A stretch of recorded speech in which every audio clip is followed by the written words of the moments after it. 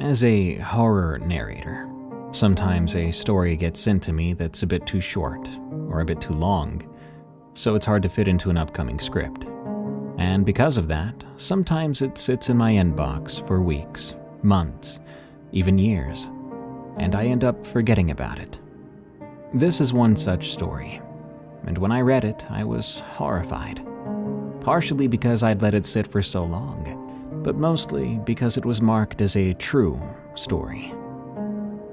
People change names, even locations, when they share their true stories. Others often outright fake their stories.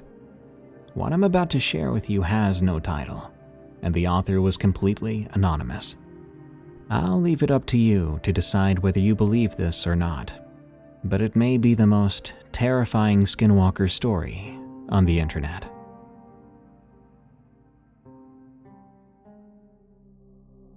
There were 2 times in my life where I was certain I was dealing with a Skinwalker. Not the internet kind, not the Hollywood version. I'm talking about the real thing, the Yi Nod Lushi. The kind my grandfather warned us about when my parents weren't around. The kind that makes Navajo elders go quiet and change the subject. The first time, I was 10 years old, and it wore my dog's skin. The second time, I was in my mid-20s, and it wore the skin of a man I helped rescue from the high desert outside Cortez, Colorado. I'm going to tell you both stories, because I believe they might be connected in ways I'm only now beginning to understand. They both still keep me up at night. My name is Mason. I'm Navajo on my mother's side, and I grew up splitting time between Tulsa and Window Rock, Arizona. For 15 years, I worked as a wilderness EMT and volunteer search and rescue coordinator for San Juan County. I've seen people die in the back country, and I've found bodies that had been out there for weeks. I've dealt with hypothermia, rattlesnake bites, falls from cliff faces, and one particularly bad encounter with a mountain lion. But nothing prepared me for what I found during that search in 2006. Let me start at the beginning, with the first time. I was 10 years old the summer my grandfather told me the story. This would have been 1991 in late July, hot enough that you couldn't walk barefoot on the dirt roads around Window Rock.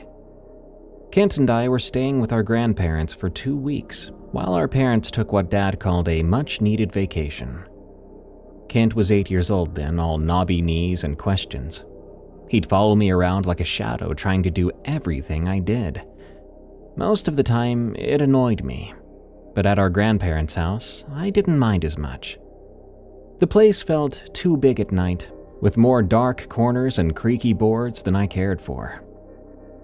Grandfather didn't tell stories the way white people do. He'd mention things in passing, dropping pieces of information, and you'd have to pay attention or you would miss it. Most of the time he'd be doing something else, like fixing a fence or working on his truck, cleaning his rifle, and a story might just come out. That day he was skinning a rabbit he'd shot that morning. I was sitting on an overturned bucket watching him work.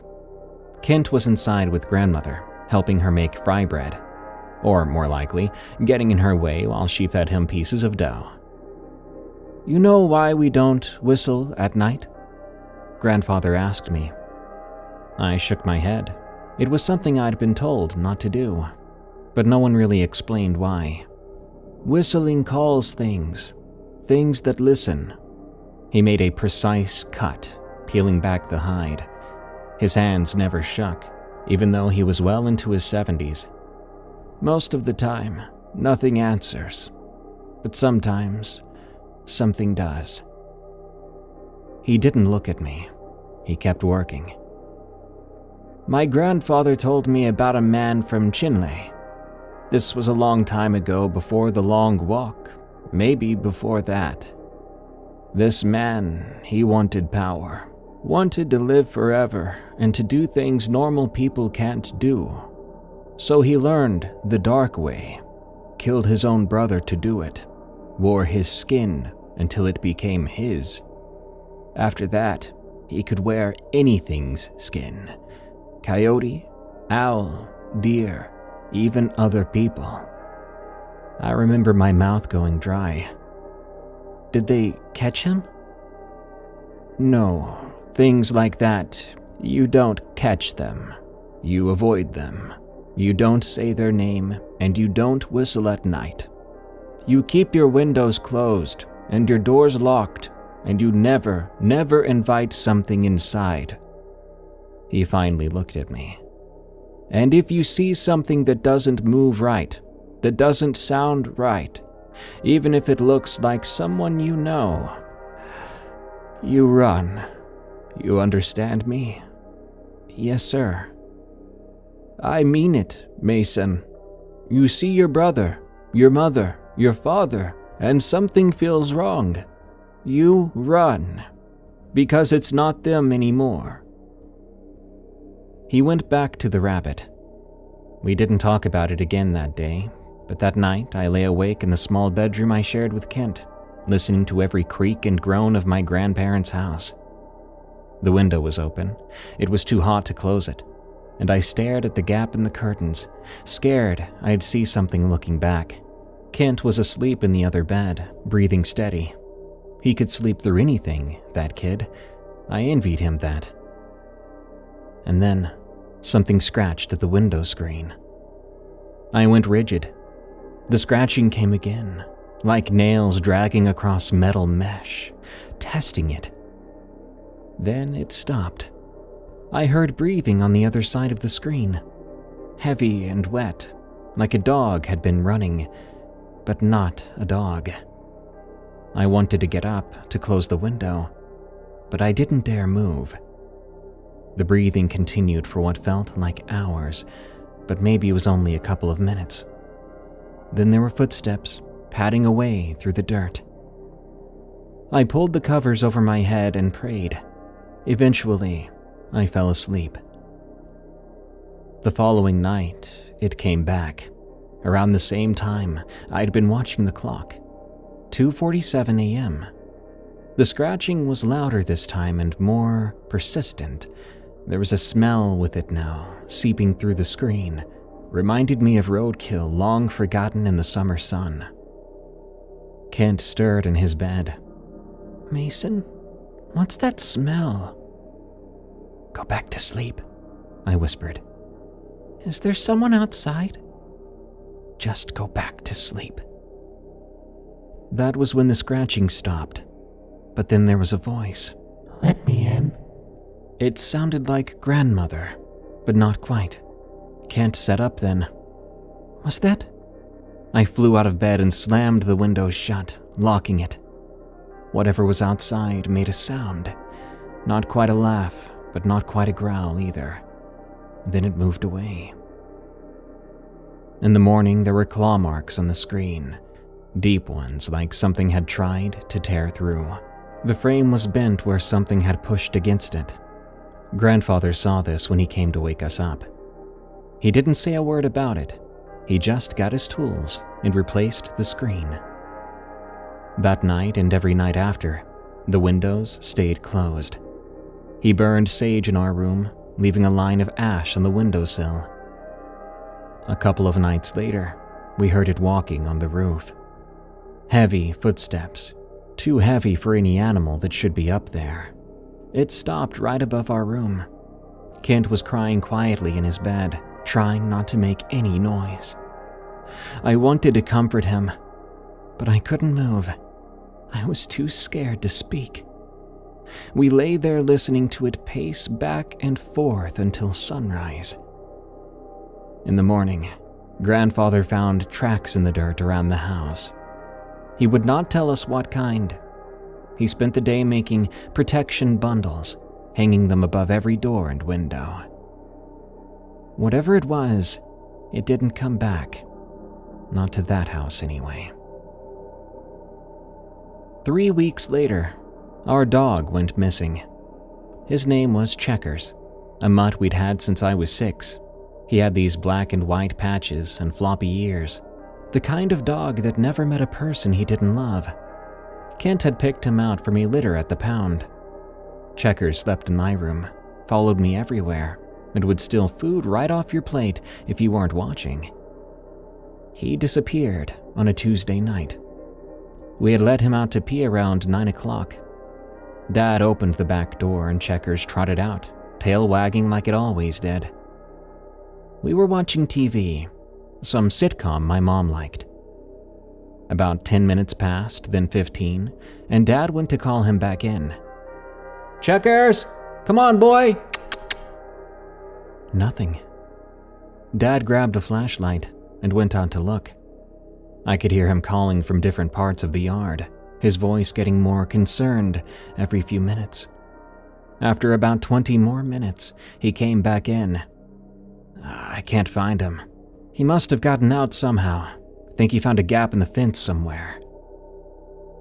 But I'd been playing in the backyard that afternoon. I never found a gap.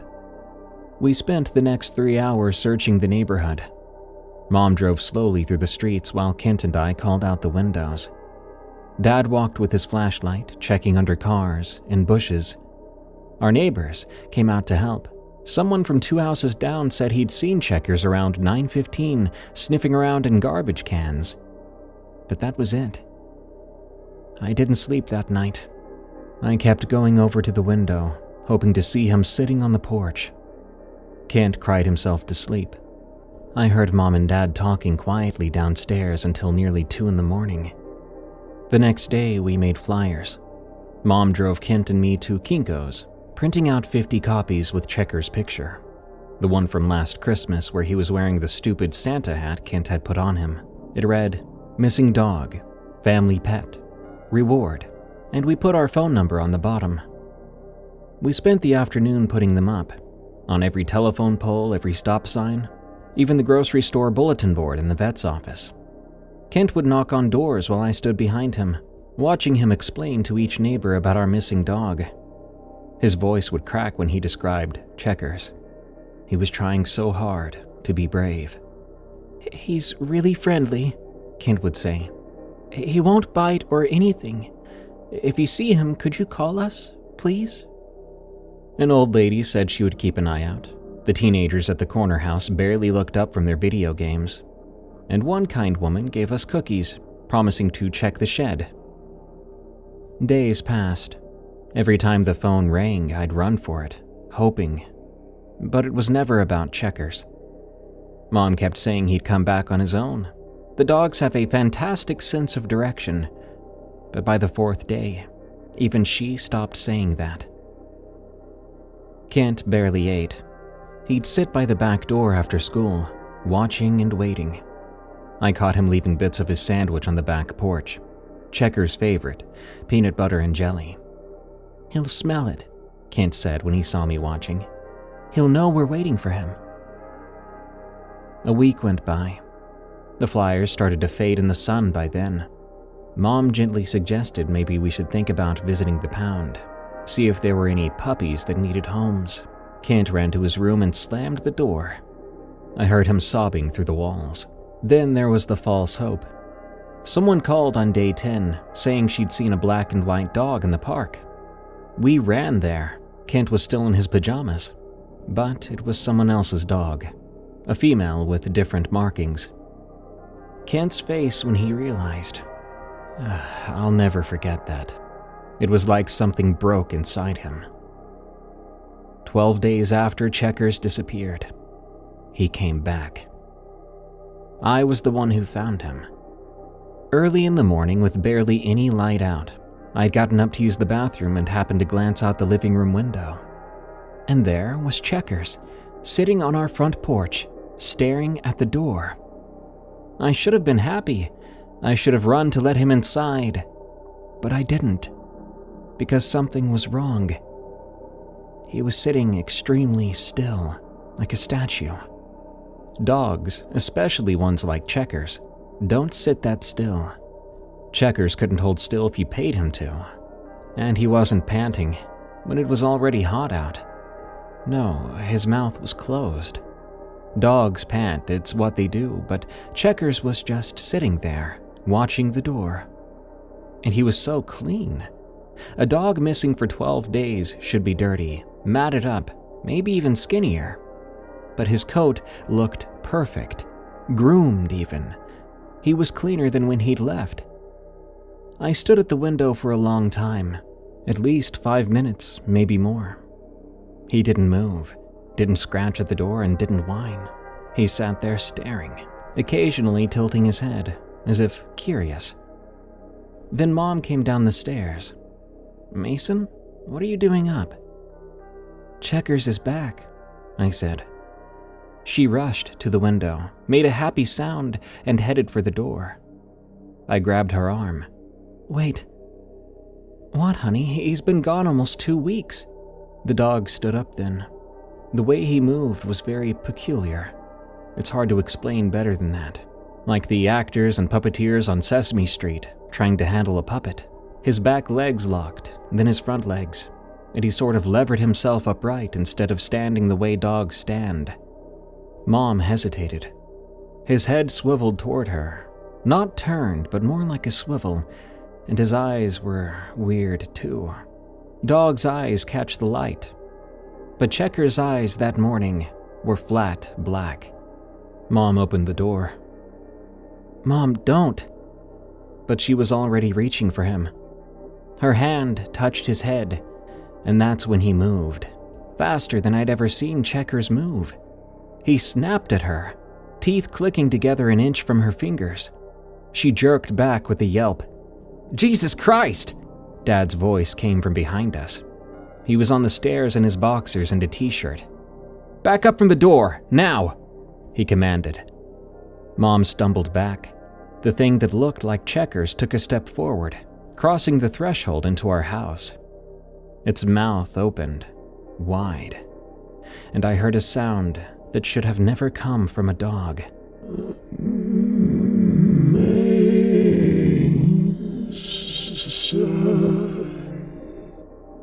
It sounded like my name. Dad grabbed the bat he kept by the front door. "Get out!" he shouted at it. The Checkers thing's head tilted the other way. Its mouth closed, and for a second, it almost looked like our dog again. Then it turned and walked off the porch. It was in no hurry. It just walked slowly. I watched it stop at the edge of our yard, and it tried to stand up. And I mean stand up, like a person, on its hind legs.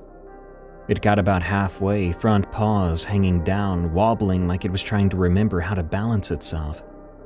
It held that position for about 3 seconds, this horrific half-standing thing, before dropping back down to all fours. Then it ran, normal dog running, clearing the neighbor's fence in one bound and disappearing between the houses. We stood there in the doorway, the three of us, not saying anything. Kent showed up a minute later, rubbing sleep from his eyes. "What's going on?" "Nothing," Dad said. His voice was steady, but his hands were shaking. "Go back to bed." "Was that Checkers?" He'd seen it. Of course he'd seen it. "No," I said. "That wasn't Checkers." Kent looked at me, then Dad and Mom, and his face crumpled. "But it looked like him." "It wasn't him," Dad said firmly. "Checkers is gone, buddy. That was something else." "What do you mean, something else?" None of us knew how to answer that. Dad called Grandfather that morning.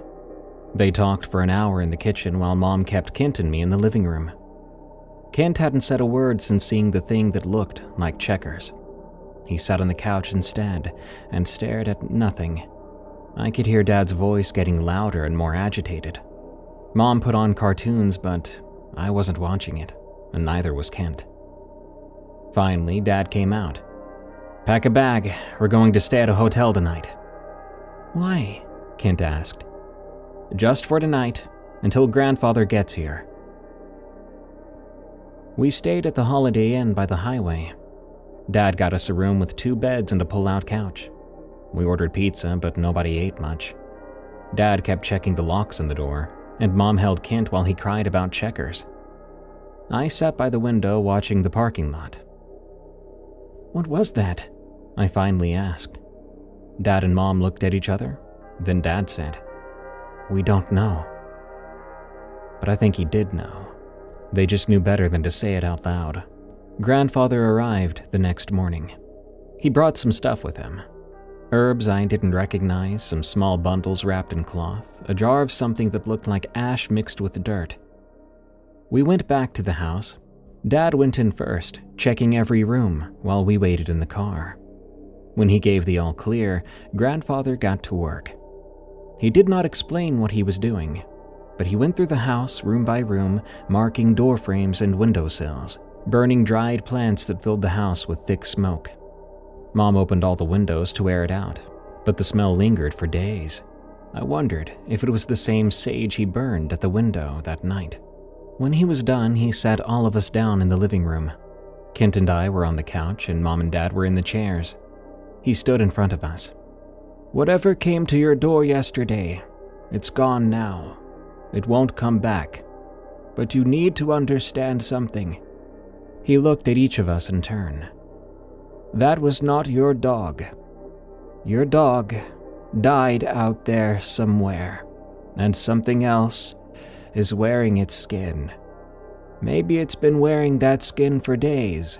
Maybe it was waiting for the right time to come back. But it's not Checkers. Checkers is gone." Even Mom cried then. I felt my eyes burning, but I didn't let the tears out. Kent was staring at the floor. "There are things out there," Grandfather continued. "Old things. Things that learned dark medicine a long time ago and wear animal skins and become those animals. Some of them wear human skin too. They're drawn to weakness, grief, fear. That's when they're most dangerous." "Why did it come here?" Dad asked. "I don't know. Maybe it was just hungry. Maybe it was curious. Maybe something drew it." He paused. "But it said Mason's name. That means it was watching you and learning. If I had not come, if you had let it stay this way, it would have tried again, and eventually you would have let it in." "How do you know?" I asked. "Because that is what they do. They wait and they watch and they learn how to be what you want them to be. And then, when you're not paying attention, that's when they take you." That night, Mom and Dad sat in the kitchen, talking amongst themselves, an all too familiar sound these days. I couldn't hear everything, but I did catch pieces. "Can't be real." "Saw it. We all saw it." "Rational explanation." "Stood up. It tried to stand up like a man." "The boys are scared." "Should be scared. I'm scared." They talked until almost midnight. In the end, they decided not to talk about it anymore, to pretend it never happened, to tell people Checkers had been hit by a car if anyone asked about the flyers. We burned Checkers' collar that night in the backyard. Grandfather said that part was important, that we needed to let go completely. Kent cried. I didn't. I'd already said goodbye to the real Checkers days ago. Whatever that thing was on our porch, it wasn't my dog.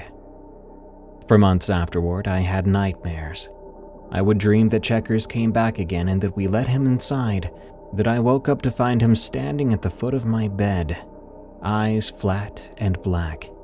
In those dreams, he would open his mouth wide and say my name. Mason. Kent had nightmares too. I could tell because I heard him whimpering in his sleep and calling out. He started to sleep with the lights on, and he would start checking under his bed before getting in. Even though we were just kids, he never wanted or asked for another dog. Neither did I. The nightmares eventually did stop, or maybe they just became less frequent. I learned to live with what I'd seen, packed it away in that part of your brain where you keep things you don't want to think about. Years passed. I grew up and went to college, got my EMT certification, and started to work search and rescue. Kent got married and had kids before me. and life went on. I almost forgot about Checkers, almost convinced myself it had been some kind of rabid animal, that my 10-year-old brain had exaggerated the details. But then, about a decade and a half later, I got a call about a missing hiker in the Four Corners area, and everything I'd tried to forget came screaming back. Because when we found him, when I saw his face and looked into his eyes, I knew what he was. And I knew I'd made a terrible mistake bringing him home.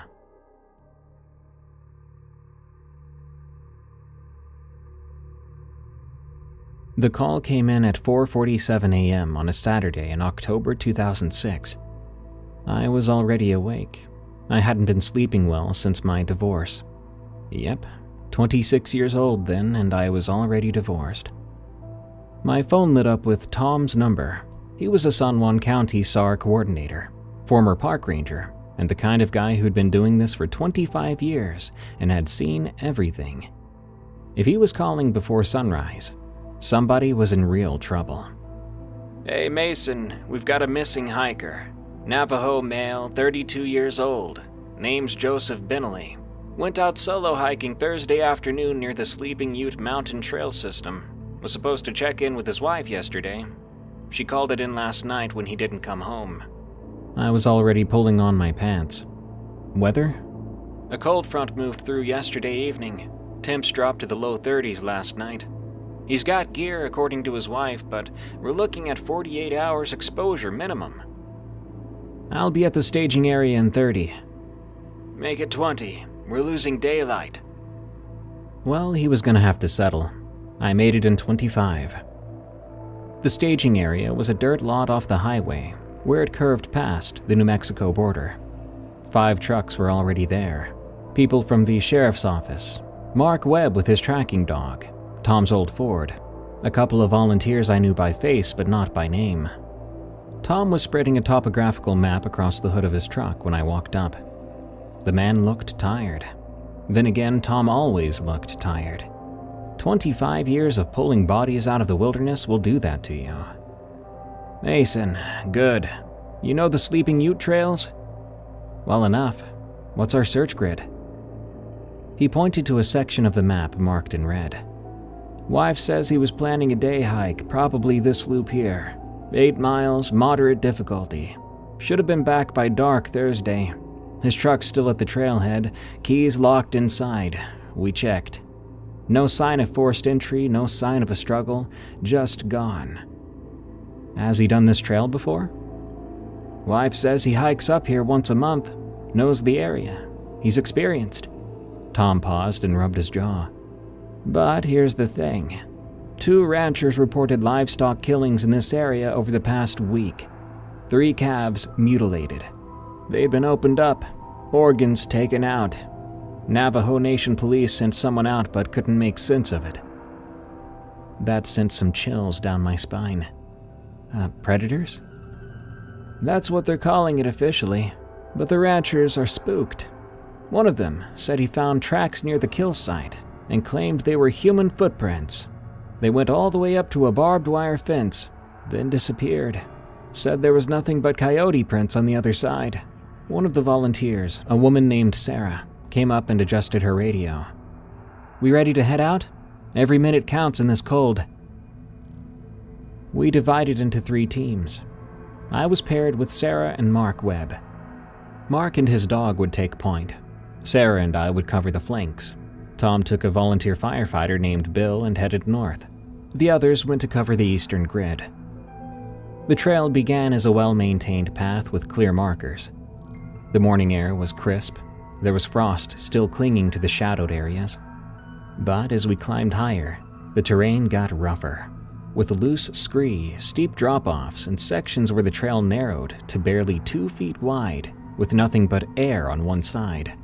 About a mile in, we found the first strange thing. It was a dead raven, perfectly intact, lying right in the middle of the trail.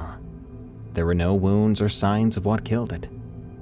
Mark's dog, Bear, wouldn't go near it either.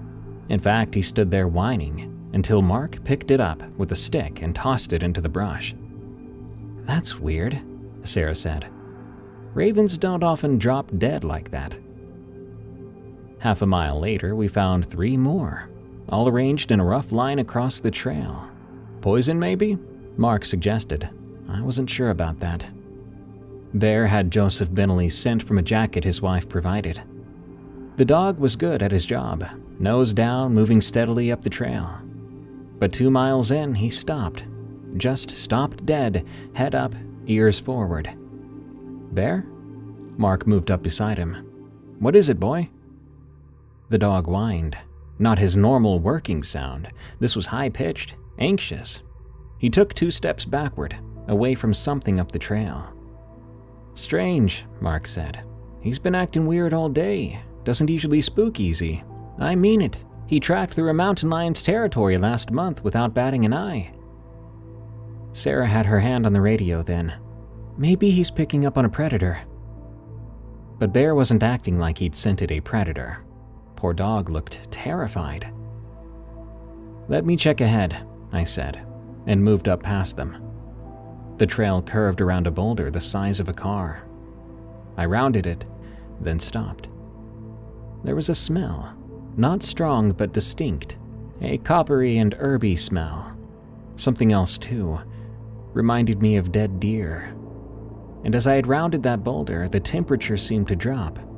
Maybe like 10 degrees colder in this one spot. But there was no shade here, no reason for that to happen. My hand moved to the knife on my belt without me even thinking. "Mason?" Sarah called. "See anything?"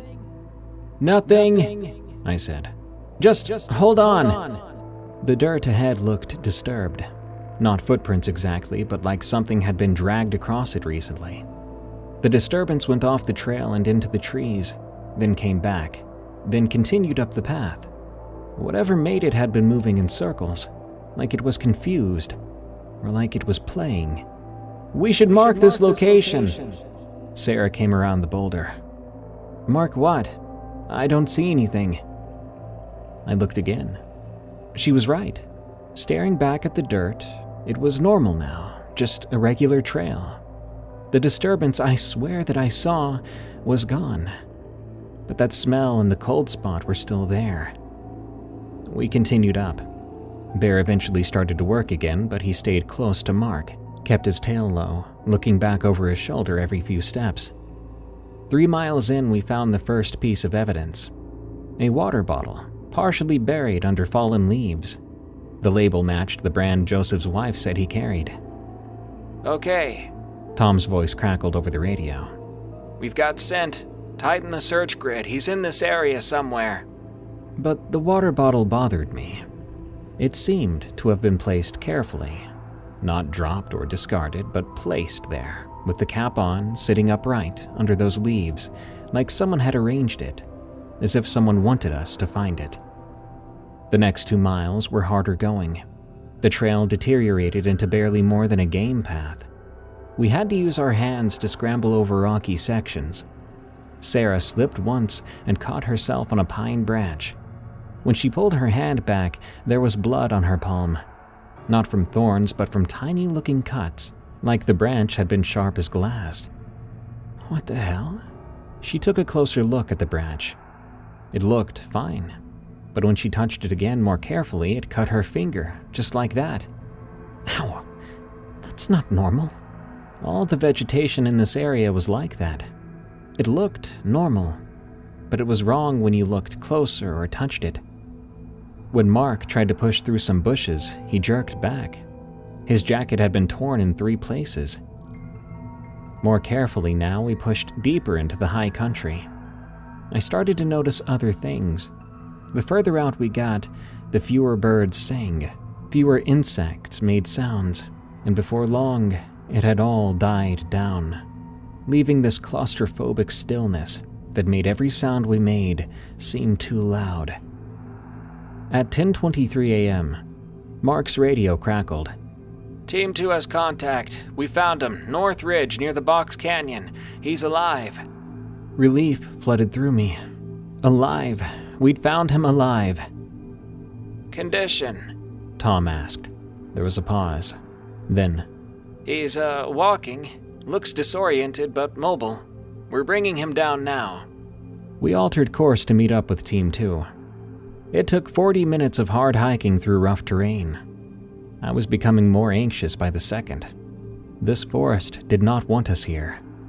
And for what reason, I did not know. When Sarah grabbed my arm suddenly, I nearly shouted. She said, "Mason, look at that." She pointed to a tree ahead of us. There were handprints on the bark about 7 feet up. Human-shaped handprints, pressed deep into the wood like the tree had been soft when they were made. But that was an old tree. Had to be 50 years old at least. Make that make sense. When we finally reached them, I saw Joseph Bentley for the first time. He was sitting on a rock, wrapped in an emergency blanket, drinking from a canteen. He was in his mid-30s, average height, black hair pulled back in a ponytail. He looked tired, but otherwise unhurt. No visible injuries, no signs of exposure. His clothes were clean. That struck me as odd. 2 days in the wilderness, and his pants looked fresh. No dirt, no tears, nothing. Dave from Team 2 was talking to him. "Just stay calm, we're gonna get you checked out and get you back to your wife." "I'm fine," Joseph said. His voice was somewhat emotionless. Just got turned around, lost track of time. "You've been out here 2 nights, buddy," Dave said. "Temperature dropped below freezing, too. We've got to get you checked for hypothermia, dehydration, and—" I said I'm fine. The way he said it made something cold settle into my stomach. There was no relief in being found in his voice. No embarrassment either at needing to be rescued. Nothing that you would expect from someone who had been lost. I moved closer to him. "Joseph, I'm Mason, Wilderness EMT. I need to do a quick check if that's okay, to make sure you're good to walk down." He looked right at me. His eyes were brown, normal size, normal color. But there was something missing behind them, like looking at a photograph of a person instead of the person themselves. "Sure, whatever you need," he said. I knelt down in front of him, pulling out my pen light. "Look straight ahead, please. I'm gonna check your pupils." He stared forward. I shone the light in his right eye, then his left. His pupils constricted, a normal response. But his eyes didn't water, and he didn't blink. His eyes stayed fixed on a point over my shoulder. I counted in my head, 30 seconds, 40, a full minute. And the man still didn't blink. "Joseph, you can blink." He blinked immediately, like I had reminded him that he could even do that. How long have you been without water, Joseph?" I asked. "Don't know. A day, maybe." "But you're not thirsty?" "I'm fine." I checked his pulse then. 60 beats per minute. Somehow perfectly steady. Someone who had spent 2 nights in the wild would have an elevated heart rate. Stress, exhaustion, relief at being found. But his was calm, like someone just sitting on their couch. "Well, can you tell me what happened?" I asked. "How'd you get yourself lost?" "Went off trail, chasing a deer. Got confused." "You were chasing a deer?" "I wanted a photo." "For 2 days?" He blinked again, like, "Oh, let me remember to do that," kind of blink. "Lost my phone. Couldn't find the trail. Wandered." The way he spoke was so hollow, and his breath, there was something off about that too. It didn't fog in the cold air like everyone else's. I stood up. "Well, he's showing no signs of exposure. Vitals are stable. I'd like to get him down and do a more thorough check." "Sounds good," Tom said. "Let's pack up, Joseph. You feel okay to walk?" "Yes." Joseph stood up. No trouble at all, no stiffness, no soreness, just straight up. A girl named Jessica, a younger volunteer, offered him a protein bar. "You must be hungry." "No, thank you." "You haven't eaten in 2 days, right?" "I'm fine." We started the hike down then. Joseph walked in the middle of the group, flanked by Dave and Mark. I hung back with Sarah and watched. "Do you think there's something off about this?" I asked her quietly. She shrugged. "The guy got lost and got lucky. Probably scared out of his mind but trying to play it cool." But it wasn't that. I'd seen scared hikers play tough, and this wasn't that. We'd been hiking about 20 minutes when I noticed how evenly Joseph was walking. That trail, as I said before, was rough and uneven, with rocks and roots and loose dirt. Everybody was watching their footing, occasionally stumbling, experienced SAR and volunteers. But Joseph moved like he was walking on flat ground, and not once did I see him stumble. He never adjusted his stride. It was like his feet found the perfect spot every single step without him even looking down. And he wasn't sweating. We were all sweating from the pace and the gear, everyone except Joseph. "Joseph," I called, "how's your energy? You need a break?"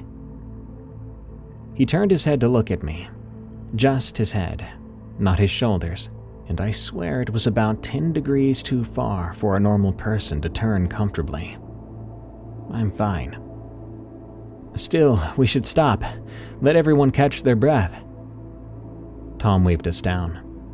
We gathered in a small clearing, everyone grabbing water and checking their gear. Joseph stood apart from the group. He was staring into the trees. Mark walked over to me, Bear pressing up against his leg. "The dog won't go near him," he said quietly. "Bear's been keeping maximum distance since we found him." I then moved over next to Joseph. "Your wife's gonna be so glad to see you." No response. Joseph?" He turned to face me then, rotating his whole body this time like he'd remembered that's how people move. "Yes." "I said your wife's gonna be glad to see you." "Yes, she will be glad." Dave called out, "All right, let's keep moving. Got about 3 miles to the trailhead." We walked, but I couldn't stop watching Joseph. The more I watched, the more wrong things I noticed. Even his shadow seemed weird. Maybe I was getting paranoid and staring too long and being too judgmental. But I swear to God it seemed to lag behind him slightly, like his shadow was struggling to keep up with his form. When he stepped over a log, his shadow seemed to flow over it instead of jumping, so to speak. We were maybe a mile from the trailhead when Mark's dog started to act up again. Bear pulled hard on the leash, trying to get away from Joseph. He was whining, the fur on his back standing up. "Easy, Bear," Mark said. "What's gotten into you?" Joseph stopped walking and turned to look at the dog. Bear went silent instantly. Not calm though, but silent. His mouth was open and body tensed up, like he was still whining but without the sound. You okay, bud?" Mark said, pulling Bear closer. "He must be..." Joseph smiled. The smile didn't touch his eyes. "Dogs don't like me." "Why is that?" I asked. "They can tell." "Tell what?" "That I'm not right." The words hung in the air for a moment. Nobody spoke or replied to it. Then Joseph laughed, and it was a perfectly normal laugh, and he shook his head. "I'm joking. I got bit by a dog when I was a kid. They pick up on the fear." But he wasn't afraid. There wasn't an ounce of fear in him, and the way he suddenly talked with emotion seemed so abrupt. We kept walking. Bear stayed silent until Joseph was 30 feet ahead. Then suddenly his whining came back full force. The last half mile felt endless. The sun was high now, hot on our backs. Every time I looked at Joseph, my grandfather's words echoed in my head. "You see your brother, your mother, your father, and something feels wrong. You run, because it's not them anymore." But I couldn't run and I couldn't accuse him. Even I didn't fully believe the ideas in my head. We made it to the parking lot at 12:15 p.m. Joseph's truck was still there, keys still locked inside. Tom called his wife, letting her know we were bringing him to the medical center in Cortez for evaluation. This is standard procedure. Joseph didn't argue, and he didn't ask to go straight home. He nodded and climbed into the back of Sarah's patrol vehicle. I watched him through the window as we packed up our gear. He sat perfectly still, hands in his lap, staring straight ahead. Didn't fidget, didn't look around, but sat there. "Hell of a lucky find," Dave said, clapping me on the shoulder. "That guy could have died out there." "Yeah," I said. "Lucky." But luck had nothing to do with it. Whatever we found on that mountain, it wanted to be found. It had left that water bottle like a breadcrumb. It had waited for us, and now we were bringing it home.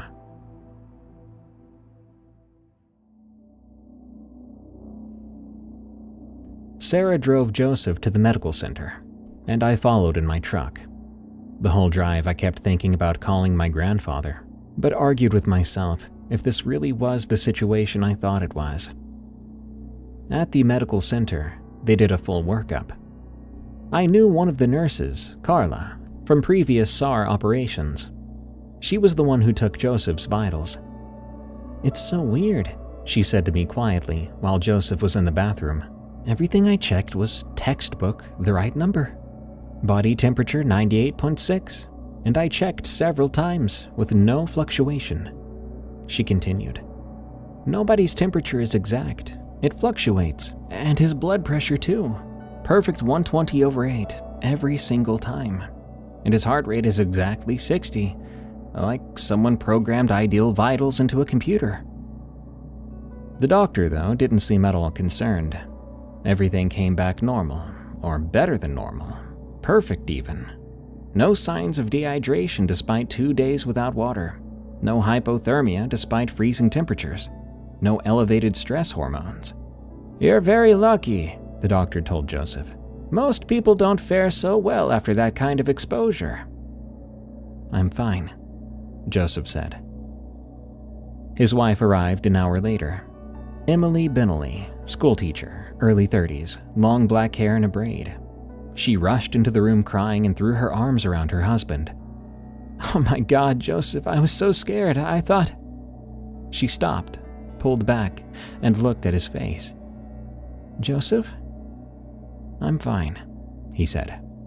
You look—" She touched his cheek, and I saw her flinch slightly, like his skin was the wrong temperature, even though we had just checked.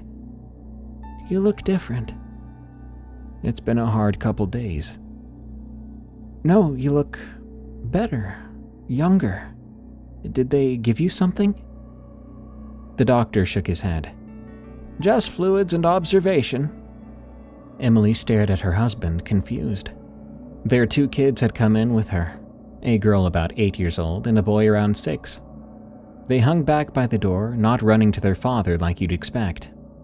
The girl, Sophie, I heard Emily call her, actually took a step backward when Joseph looked at her. "Daddy?" the boy said uncertainly. "Hello, Michael," Joseph said. The words were right, but the tone was wrong, overly formal. Emily noticed. I could see it in her face, but she pushed through it and smiled. "Let's get you home. You must be exhausted." She hugged him again. This time I saw Joseph's arms come up and wrap around her, but the kids didn't hug him at all. They discharged Joseph an hour later. As they were leaving, I overheard Sophie whisper to her mother, "Why does Daddy smell different?" "Shh, honey, he's been lost in the woods for 2 days." I watched them drive away, Emily talking while Joseph stared out the window, the kids silent in the back seat. That should have been the end of it. Missing hiker found safe, everyone goes home, case closed. That night I stayed up sitting at my kitchen table with my laptop, searching for anything that might explain what I'd seen. I found Joseph's Facebook profile. His wife posted regularly. Family photos, school events, hiking trips. I scrolled back through months of posts. The Joseph in those photos was different than the person we'd found. The same face and same build, but something essential was missing from the man we'd brought down from the mountain. The Joseph in the photo smiled with his whole face, had laugh lines around his eyes, looked at his family with warmth. The thing we brought back home had none of that. Around 3 a.m., I gave up trying to rationalize it. I knew something was wrong. I thought about calling someone, Tom maybe, or my grandfather. But again, I didn't. I did nothing at all, and told myself I was being stupid. That being lost like that does different things to different people. Not everyone will handle it the same way. After all, Emily would have noticed if something was really wrong with her husband. Wouldn't have taken him home, right? I was wrong about that too. A few weeks later, I ran into Tom at the hardware store in Cortez. He was picking up fence posts. We made small talk for a few minutes about the weather and upcoming search operations. Then he said something that made my blood run cold. "Hey, you hear about the Bentley situation?" What situation?" "Well, the wife called the sheriff's office and said Joseph's been acting strange since we brought him back. Wandering around at night, standing in the kids' rooms while they sleep. She woke up at 2 a.m. last week and found him just standing at the foot of the bed, staring at her. Not moving, not blinking, just staring." "Jesus, what did the sheriff say?" Tom shrugged. "Not much they can do. Guy hadn't broken any laws. They suggested she get him to see a doctor, maybe check for a head injury we had missed. PTSD from being lost." He paused. Then he looked around to make sure no one else was listening. "Sarah did the wellness check, said Joseph seemed fine when she talked to him. Polite and cooperative, but she said something felt wrong. Said when she walked into that house it felt like walking into a meat locker. It was too cold. The heat wasn't on and the windows were all open in the middle of October. Kids were wearing winter coats inside." I wanted to tell him then, to say what I had been thinking, but the words stuck in my throat. "That's gotta be some kind of trauma," I managed. 2 days alone in the wilderness can mess with your head." "Yeah," Tom said, but he didn't sound convinced. "There's more, though.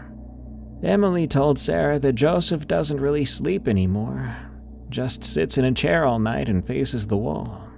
He doesn't want to eat. She's tried everything, his favorite foods, takeout, even just soup. But he won't touch it.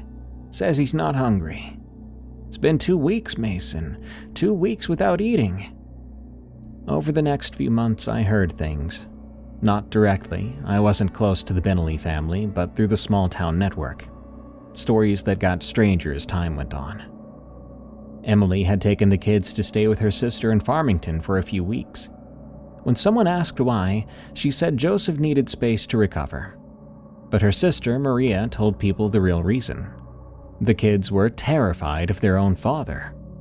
Sophie had woken up one night to find Joseph standing in her doorway, smiling at her in the dark. Not a normal smile either, she claimed. When Emily asked him about it, he said he was just checking on his kids. But Sophie swore his eyes had been reflecting like a cat's eyes that night. Joseph had been fired from his job at the tribal administration office after 3 weeks. His coworker told me about it when I ran into him at the gas station. "Oh, it wasn't any one thing," Ben said. "Just everything was wrong. He'd sit at his desk for hours without moving. Not working, not looking at his computer, just sitting there perfectly still. And the way he'd watch people, like he was studying them and learning them. Janet from accounting said she caught him at her desk one morning before anyone else got in. He'd been going through her personal photos. When she asked what he was doing, he said he was practicing." Practicing what?" "Practicing being normal. That's what he said, practicing being normal." Someone saw him walking along the highway at 3 a.m. one night, miles from his house.